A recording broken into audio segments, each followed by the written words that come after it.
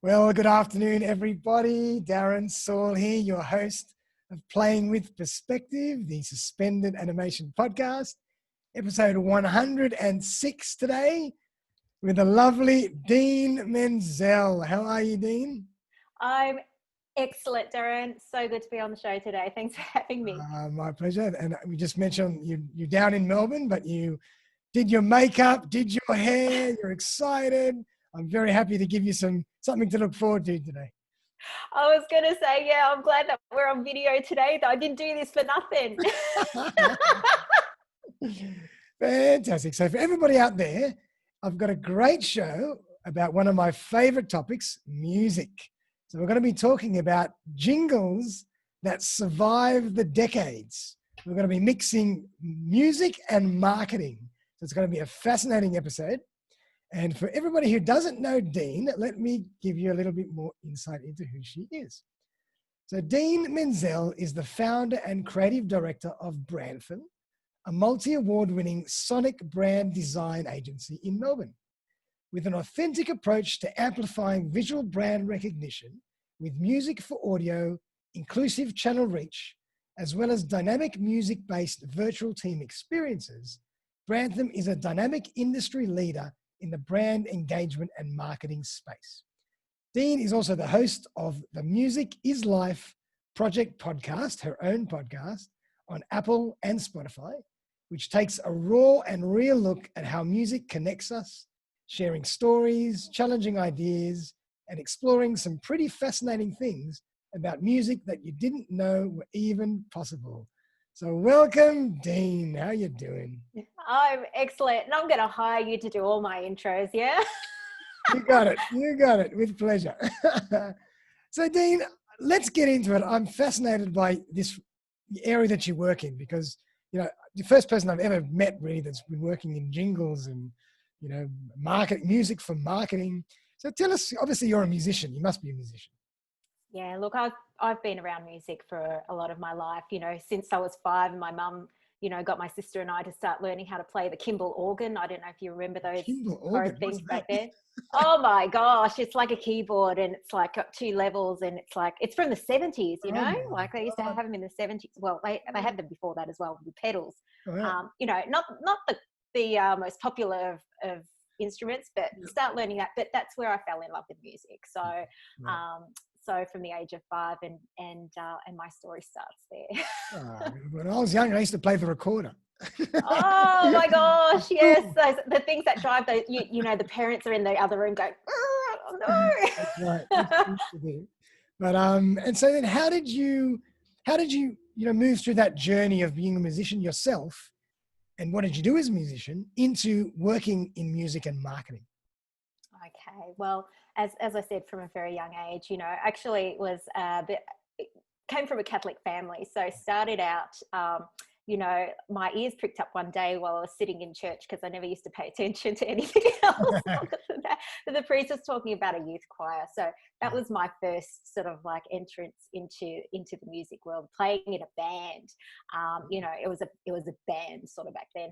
And we made church cool. You know, we ended up doing a lot of things. I started when I was 13 and ended up leaving that when I was in my early 20s, you know, so I wasn't much of a youth anymore after that. But through that time, I got to learn, you know, I was playing for weddings as well, like church organist for weddings and earning $300 a week, you know, which is not a bad wicket for a 15-year-old kid.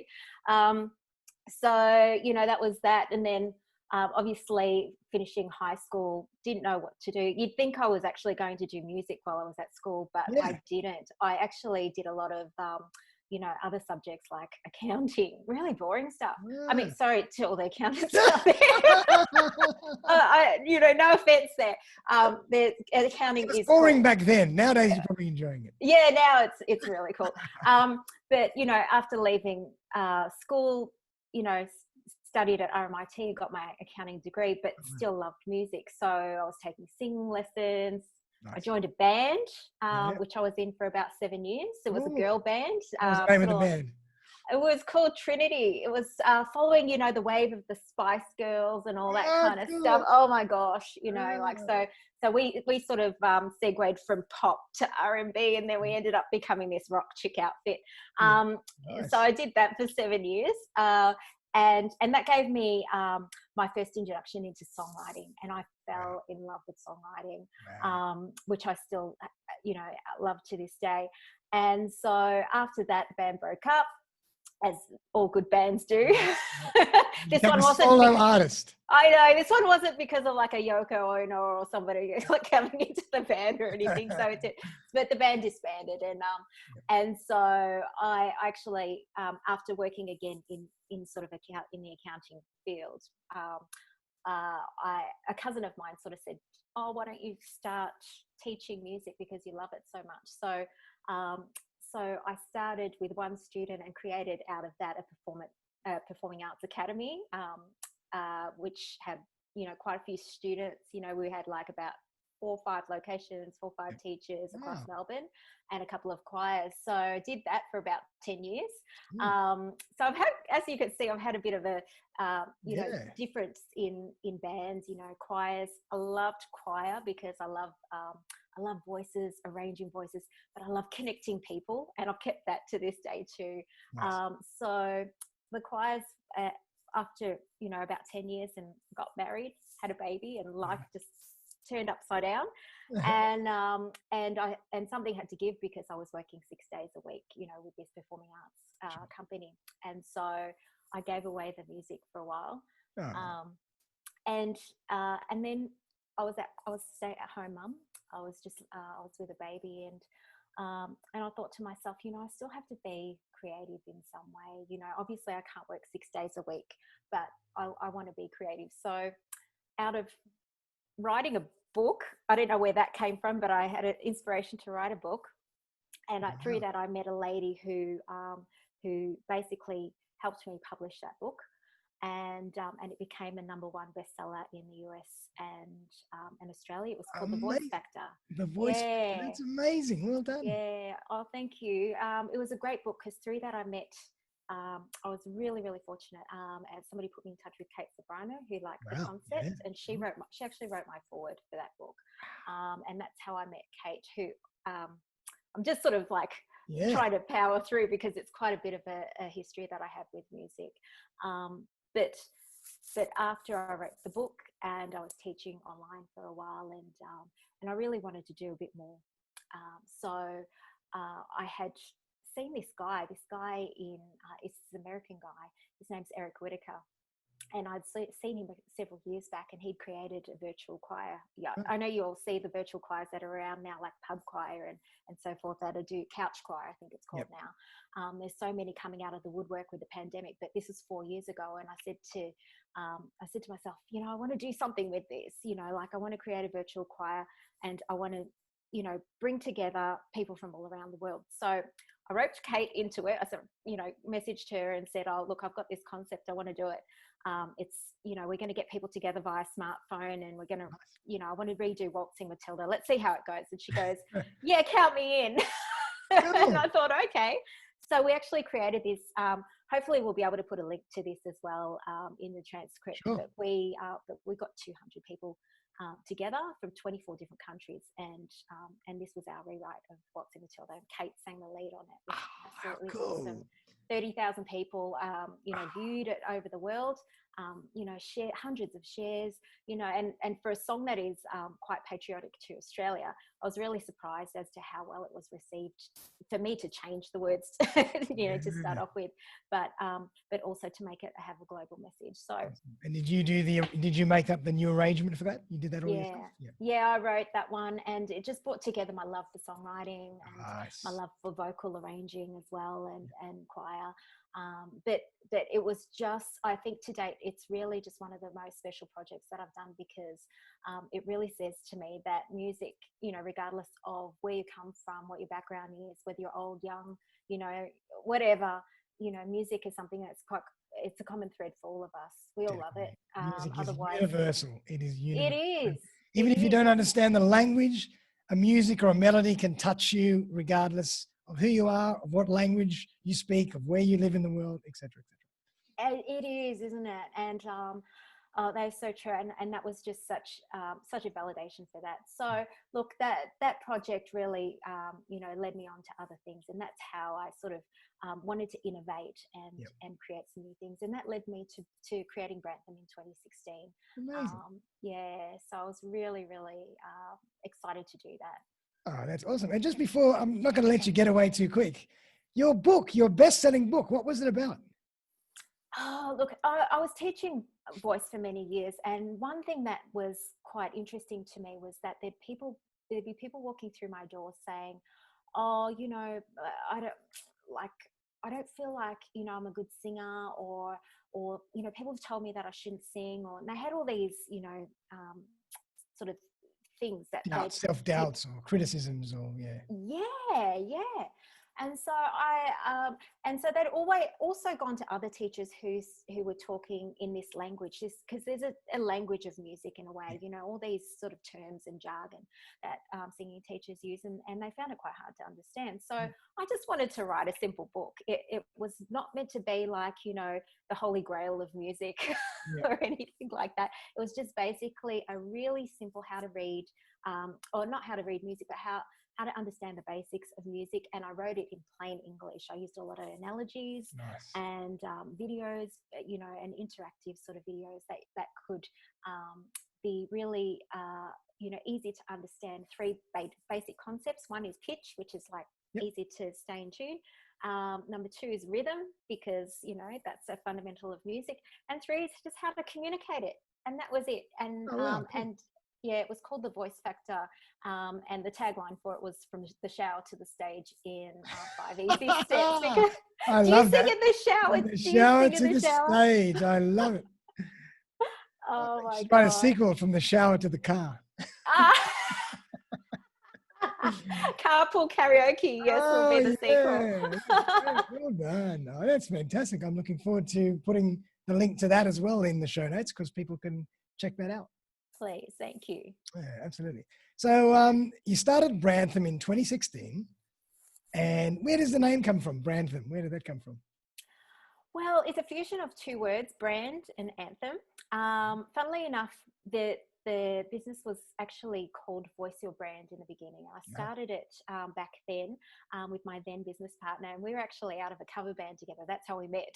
Oh my God. For all people who love cover bands, and that's how we met. He's a guitarist, and so we decided to do to bring together people with team building, music team building at the start. And that's where Voice Your Brand. That's how we started, and then we joined a business network, and we found that almost the majority of all those people didn't have big teams to bring together.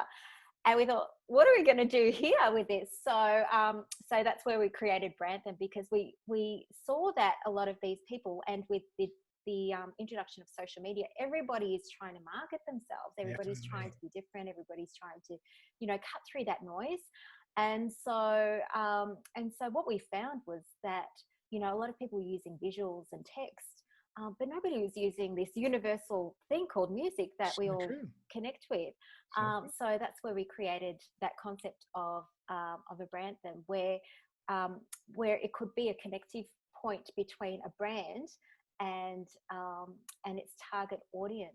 And I know before you mentioned jingles, and we used to actually hate the word jingles because that sort of cheesiness that is associated with jingles.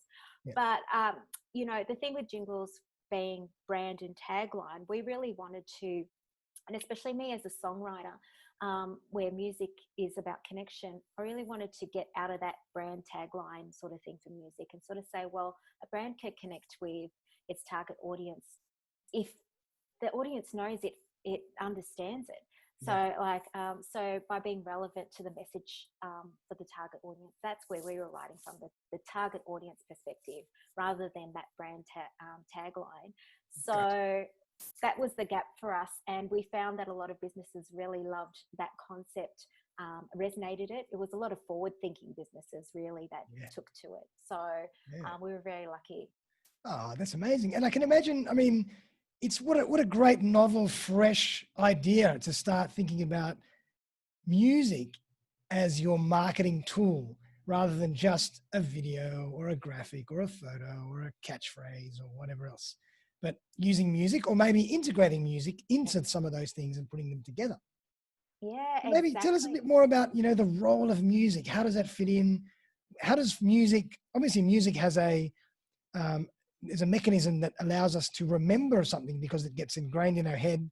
If it's a catchy tune or a catchy something, we subliminally remember that and associate that with a particular brand. So tell us more about that, how that works. Exactly. I mean, look, we all grew up with, or well, most of us grew up with Jingles of the 80s. Yeah. Airplane Jelly, Oh my Vegemite. God. I still remember the Aeroplane Jelly song. Yeah, I love. Oh no, whether I can sing that because of copyright.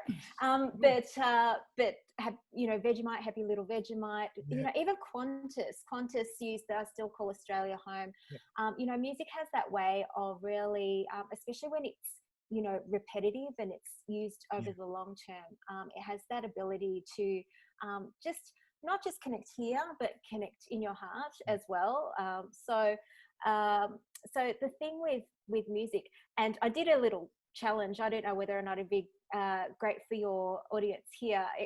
I did a little experiment for my podcast community, and I pieced together 60 songs, and all I did was I got 1 second of each of those songs, and I pieced them together to see how many people could identify a song by just hearing 1 second of it. Nice. Now, I thought, look, not many people could do it, but out of 60 songs, I think our highest score was like 58, and it was only because there were incredible 2 songs that she didn't know.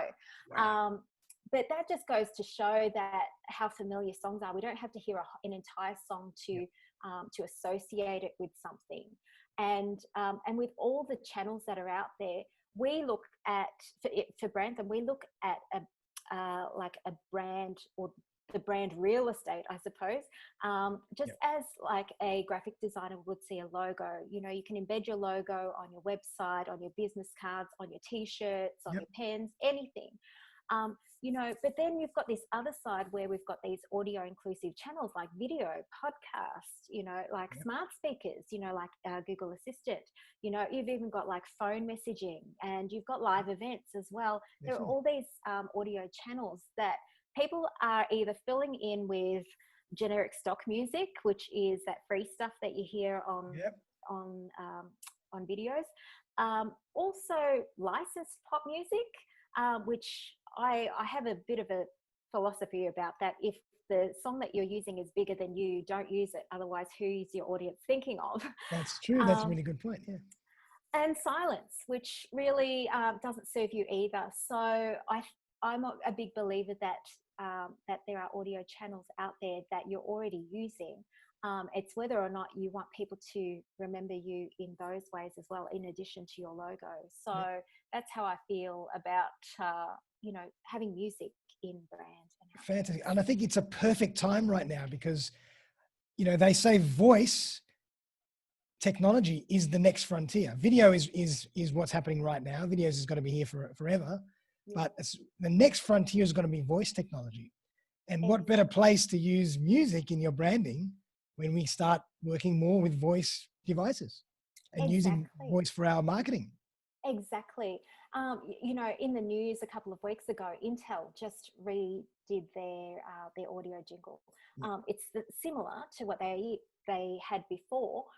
They also redid their visual branding as well. So it's all the Intel logo. And can you imagine on a smart speaker? You don't even have to hear somebody say Intel, you'll already know that's them. Or even McDonald's, you don't have to hear the word McDonald's anymore. And these companies who have invested in their sonic branding years ago are now going to reap the rewards of it, especially as these audio platforms emerge more.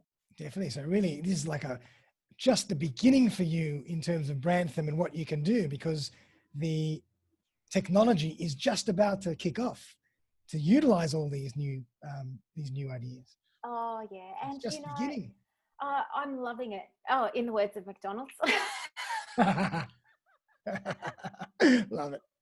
But it's great, you know, it's our philosophy. Our tagline is music is life, you know, and it really, you know, shows that regardless of what era we're in, you know, we are moving, or audio will always be a part of technology or the human connection, because we love it so much. We connect with it so much. Yeah. Oh, wow. And now is music and, you know, sonic branding just for our customers, or does it have a benefit for our own brand or ourselves or our morale, or is there other hidden benefits that I might not know about? Oh, look, I think that's an absolutely brilliant question. And it opens the door also to another offering that we offer, which is called Brand Jam. Okay. We created Brand Jam from our original team building idea of voice your brand back in the day, back when we started, and it is because branding is not just about connecting with your customers; it's about connecting with your people. Yeah. And so our Brand Jam team building, it actually gets the brand purpose, you know, at the forefront, gets your people to understand you and connect with your brand purpose, but also connect with each other. And then it's got these, you know, as they're writing, because they're writing a song and or collaborating with together to create an anthem for themselves, you know, for what they stand for. It's such a great way to team build as well. You know, I know we've got team building things out there like, you know, scavenger hunts and trivia nights and all sorts of things, but this really connects your brand to your people. So, and bringing it together with music is such a great way to celebrate it. I mean, I can imagine, you know, I remember being in the corporate boardrooms and corporate meeting rooms where we used to just spend half a day working on our mission statements and our vision statements. So dry. But can you imagine if we were putting a jingle together or an anthem together, how fun that would have been? It would be, but you know what? You get everybody on the same page, firstly, in a 2-minute song. Yeah. And like, you know, there'd be, because I think the other thing too is that people forget, you know, it's like you ask an employee, so what's the mission statement? They'll be like, oh, I'm trying to remember the wording of what it is, you know, but imagine if, you know, like. You've got this song, this little huge song. And then the other thing is that every time someone hears that song again in the future, it takes them back to that phase when they were putting it together and puts them emotionally back in that place where they're all together having fun. So that reinforces the morale. Yeah, so and the culture, and it's also great as an induction tool. I mean, like, what better way to share your values than, you know, like with something that you've created that reflects your brand, your mission, your purpose, and whoever's coming into that organization hears that alongside a lot of other visuals, and sort of says, yeah, I get it, you know. Oh, I love it. I love it. Oh, cool. I'm jealous. You're having so much fun. You can come in. Yeah, I'm coming. Come into my studio. And obviously that's your home studio? Yeah. It's our transformed garage many years ago, as many musos do, but it's my equivalent of a man cave. Yeah. And how many instruments have you got in there? Oh, look, my main instrument is piano, but, you know, I've got a couple of keyboards here, and we've got like our interface. We work with, I've got a great mate who's been a friend of mine since the band days, and he's a producer. So it's my happy place to go there and visit him, especially when we're not in lockdown. And he's got a lot of instruments in there too. So, but my main writing instrument's that thing back there. That's a baby grand or a grand? It's a baby grand, my other baby. Oh, nice. What brand is it? That's actually a Wertheim. I don't know if you're familiar with the brand, but it was made for the Australian conditions. Okay. So, because I don't know if you know much about pianos, but they can obviously, like, the strings can get affected, especially in heat and cold and so forth. But this one's made for the Aussie conditions. I haven't had to tune it too many times. It's been great. Fantastic. How cool is that? I've learned something today. I didn't know that happened. There you go. Awesome. So, Dean, tell us a bit more about Brantham and, you know, the ways that you work, whether it's with team building, execution, or with regards to building those anthems that are going to be remembered forever. Oh, look, I'll start with Brantham because like it really is about understanding your target audience. You know, a lot of people sort of say to me, actually I had a client once say to me, oh, we love Queen. Can you write us a song that is very Queen? Can you write us Bohemian Rhapsody too? Yeah, Bohemian Rhapsody Mark II, gotta love it. I mean, like, and if I was writing any other song, I would say, yep, no problem. However, I said to them, you know what, what we're doing here is we're creating something that is going to resonate with your target audience. So guess what? This isn't about you; it's about them. Right. So we do a complete diagnostic. I love calling it a couch dive because, you know, like when you're diving into a couch and you see all the, you know, besides all the crappy stuff like the peanuts that you left, like, you might find some money in there. Ooh, I know, you might find a couple of coins or a $50 note or, you know, you never know what you can find. And those are the little treasures that are in there. So we do a bit of a couch dive with a brand and that's our initial diagnostic. We have to understand the target audience, their language, the genre, the demographic, their interests and so forth.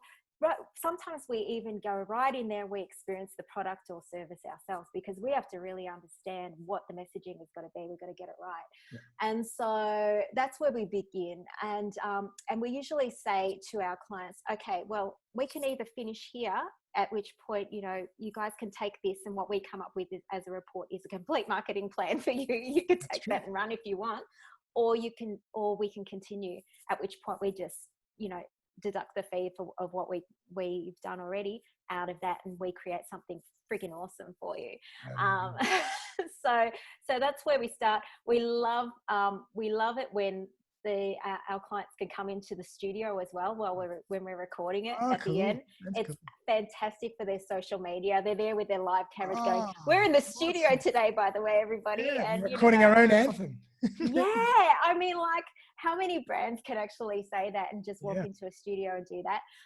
But we love the process, and what we try and do is create that whole style guide as you get with a logo. So it's not just one anthem that you get, like, which might be a 2-minute song, like what you'd hear on Spotify, but we're doing instrumental version for you. We're doing the little snippet of for your podcast or your video intros, or your phone home messages with a voiceover over the top, so that you can actually use this and take it anywhere, and use it for everything. And every time that somebody's listening to you or ringing in or coming to your event or, you know, seeing your video on social media, they're not just seeing it, they're seeing it and then they're moving on, and then something stuck in their mind, which is that little catchy thing, that little catchy hook that we put in there that resonates with them. So, and how often does it happen that, you're in the middle of the writing process and all of a sudden one of the clients just comes up with the absolute gold and says, oh, that's great, let's grab that. And it becomes a collaboration. Oh, look, we have had clients that, because we create what we call a demo first, and then like we'll work with that with client, and then client will say, oh, can we do this? Can we change that? And we'll say, yes, that will fit. It's all about the flow. At the end of the day, as long as it resonates and it that makes goal sense of musically. to the target audience. We've got to have that always in mind, because we're pretty mindful that that business owners will also say, oh, but can we put our phone number in there, or can we or can we put our tagline in there? I'll say, if it works, definitely. If it works for the goal that you're wanting to achieve, definitely, because all those kinds of things can also be added at the end of the video as a voiceover and so forth. The reason why is because like we have had clients who've had to rebrand, and they've changed their name, and guess what? Their Brantham has actually carried them through, because it had because it didn't have their brand and their tagline in it. It didn't have to be changed. And through a rebrand, even when they change their brand colors and everything, their clients still recognize them because of their sound. It kind of makes that rebrand process easier, because you have that underlying musicality or sonic branding to keep that transition simple. Exactly. It's like saying we're still the same people, We're just changing our name, and our mission, our values, everything that we do for you, it's all still the same because it's all there in the brand. Love it. That's Yeah. fascinating. Oh, well done. And in terms of the team building, I mean, you offer that to any companies, large, small, schools, whatever. Yeah, definitely. Well, we're even saying, you know, not even just businesses, but groups, because it's about connecting people. And it's so exciting because, you know, out of COVID we're now doing this virtually. Wow. You know, and we're doing our first one next month with a group Cool. nationwide. So they've got people all over Australia, and we're bringing them to Hawaii, which is excellent. I'm so excited. So we're going to be getting our pina coladas out and our palm trees and so forth. It's going to be a lot of fun. 200 people. It's going to be absolutely amazing. That is awesome. Well done. How cool is that? Yeah, we're really, really loving it. And I think, you know, that's one thing that I think a few businesses out there have seen from what's happened with the pandemic, is that it has made the world closer, and you know, like, that's got to be a good thing. Yeah. Is there any other strong effects on your business in the positive from the COVID situation? Anything else that you've changed or adapted, or things that have come about that you said, wow, I never thought that might have even existed, but now we're just going to roll that out? Oh, look, I think the virtual team building's been the biggest one so far, but we're also now connecting with businesses overseas that we haven't connected with. We're talking to Singapore at the moment, you know, like, and we've got connections in America.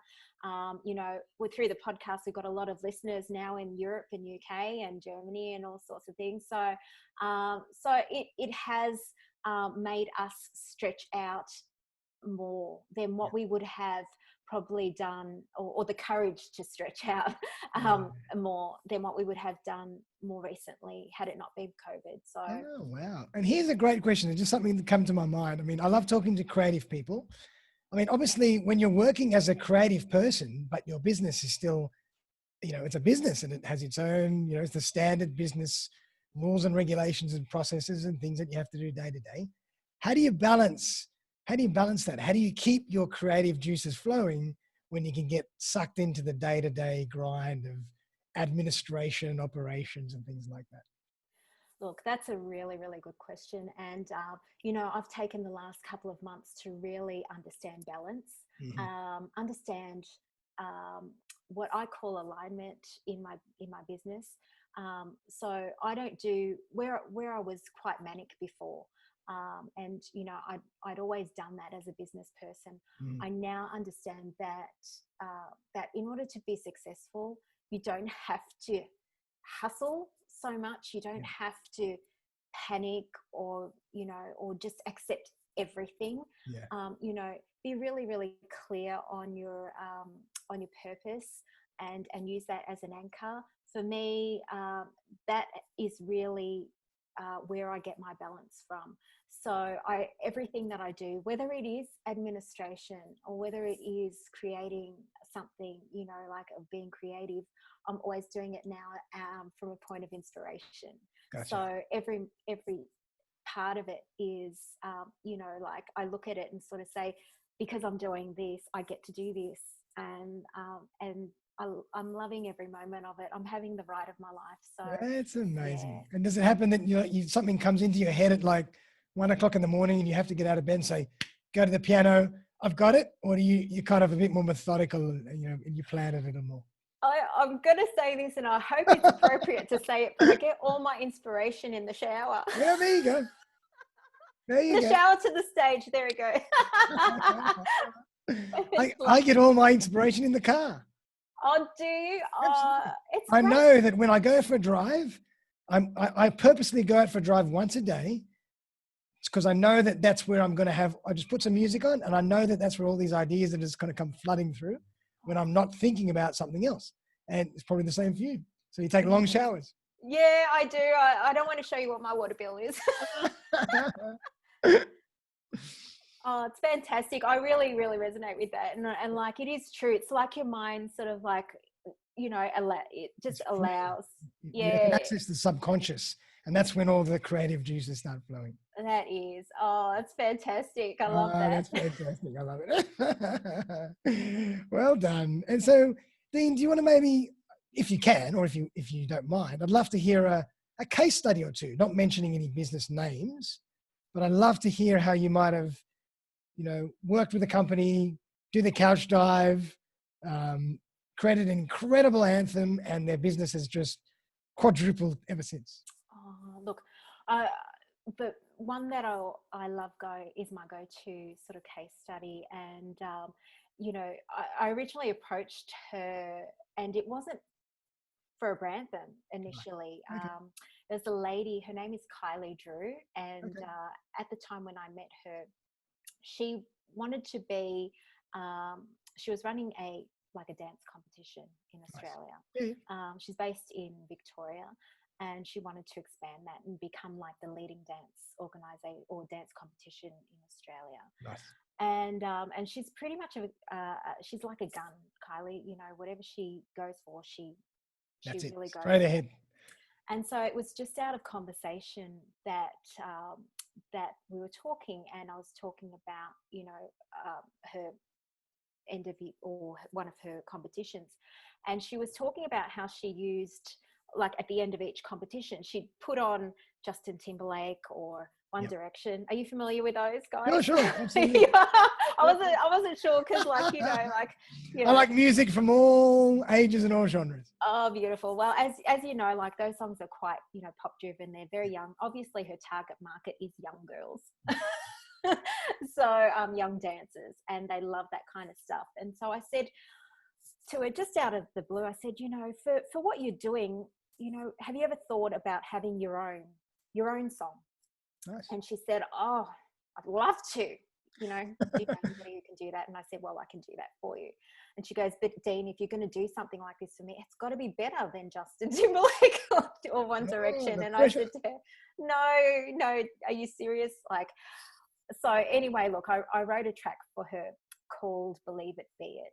And I used to, take dancing lessons when I was a kid, and had to tap into that because, that was really about, just shining and, allowing yourself to shine and taking your moment. And so I wrote this song for her, which she absolutely fell in love with. And I was so relieved because I thought, well, okay, we've met the Justin Timberlake benchmark. Yep. And so she used it on absolutely everything, from her events to her live videos to everything. She actually she's got it on iTunes at the moment. Oh, wow, how cool. And so what she has done, she's like the, the client that really takes something and runs with it. And so she's been able to use that now to be recognized. So she's not just taken her competition Australia-wide. She's now in Auckland, she's in the UK, in USA, and so forth. And not just that, but she's got videos of kids in Scotland that hear this song, heard this song on her videos, and are singing it, and it just melts her heart because they're singing her brand. And when they sing her brand, they're sharing that with all their networks, who know her brand. And it's just absolutely phenomenal. So she's really taken that to the next level of success for her. So it just goes to show you the power of music and what you can do to amplify and augment your branding with music. Exactly. And she hasn't even, tapped into podcasts yet, which is probably the next thing for her, but she's used it on all of her live stuff, and a lot of her videos as well. So yeah, they know her as and recognize her as this song. So how cool is that? Well done. What a sensational case study and a sensational example of what you can do. Oh, thank you. Well done. Well, Dean, that is absolutely brilliant. I love listening to stories like that. They're a little bit more creative and mixing creativity with business and marketing. And I've learned so much about what's potentially useful in the future, because as we said, it's now only now is voice technology starting to take off and become mainstream. And it's only going to get more and more apparent. So I think, it's a time for everybody to really start thinking about how they can use sonic branding to accompany all their other branding.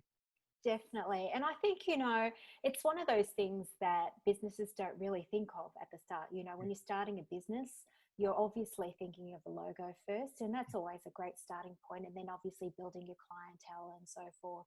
And then your marketing has to come into play. But look, I'm going to say this. I'm pretty honest when it comes to people. Sonic branding isn't for everybody. I usually say, if you're not using quite a few channels, like audio inclusive channels, like if you haven't got a phone hold line or a message system, where people can ring in and be on hold, or if you're not using video on social media, we might not have a podcast or exactly, this might not be for you, because what's the point of having Brantham if nobody's going to hear it? But if you're sort of thinking in that space, and you're already marketing yourself in that space on podcasts, on video, on and you've got phone hold, if you do events, if you do webinars, if you do definitely, if you've got a venue that people come into, even a reception area, these are things that you might not have thought of before, that you're probably using, like either Spotify, or you're using that generic music. But just have a think about it, especially when people are clicking on your content. Why do you want them to click on your content? You want them to listen, obviously. You want them to stick around to listen, and you want them to remember you and come back. So we're part of that. We're not about making people come back, but we're about connecting with people, and we're about being memorable, so that every time they do click, then there's a part of you that they take with them, and Absolutely. it sticks. Absolutely. And marketing these days is, it's constantly evolving. You have, as a marketer, you have to continue to think about new ways to market. You've got to think outside the box. You've got to keep hitting your audience, your target market, from different angles. So, initially you might start with a logo, and you might start with your colors and your branding, blah, blah, blah. But then when the time is right, let's bring in some sonic branding as well. And then later on, bring in something else. But you've got to really hit people from all angles as a marketer. And, it only makes perfect sense. Exactly. And I think this also brings that level of authenticity in there, and connection, because this, what sonic branding does, well, in terms of what we do with it anyway, there's lots of people who do sonic branding out there, whether it's jingles, or whether it's just, even like just instrumentals and so forth. But what we do is we really take the time to understand your target audience. At the end of the day, they're the people buying from you. So if you don't connect with them, then, like or even connect with people that could potentially be your clients and understand them, then you're not connecting with them, and they'll be buying from your competitors. It's just as easy as that. I think at the end of the day, if you can have a strong connection and a deep connection with your customers, then it's sort of like, can I just ask you, Darren, what's one of your favorite artists or bands that you've stuck with for a while? Prince comes to mind. Prince is like my musical genius. Oh, well, it's like that. I mean, like when you think of an artist that you truly love, that you've been a loyal fan of for years, it's like that. And that's what we think music has the power to do. Sure. And same with actors. Like certain actors, actors or actresses, you will always watch anything that they do, because you're just, you idolize them. It's been the same thing. Yes, it really is. It truly is. They really, you become a fan. That they a raving fan. I love that. So true. Oh, definitely, definitely. Well done. Well, Dene, thank you so much. It's been such a pleasure to talk to you. Thanks for coming on the show. Oh, thanks for having me. I know we sort of mentioned before, like a little challenge, and I'll pop that in the links as well. So if you do want to have a listen, or give that a go, and you reckon you can identify 60 songs in 60 seconds just to prove whether or not it can be done, love you to try. Definitely. I'm going to put all those links in the show notes and in the notes when I post this on social, etc. So please look out for them and give that a go. And for everybody out there who needs some sonic branding, talk to Dene from Branthem. Or if you want some team building, talk to Dene, because it sounds like a fantastic culture, and I think you'd have a lot of fun working with her as well. Thank you so much, Darren. It's been a pleasure. And before I let you go, I always like to ask you for one final thought. Anything that comes to mind, whether it's about music or there's about anything else, What comes to mind? Oh, look, I've got a lot of things that I put on t-shirts these days. Oh, cool. And one of the ones that I've got on another t-shirt, which is this, in a world of, in a world of marketing, sell, be authentic. Nice. I love it. So true. So true. Well done. Well, Dene, thank you so much for coming on the show. All the audience out there, thank you so much for supporting this show and listening. Another great episode. We'll be back very, very soon for another. And everybody have a fantastic afternoon and bye for now. Thanks again, Dene. Thanks, Aaron.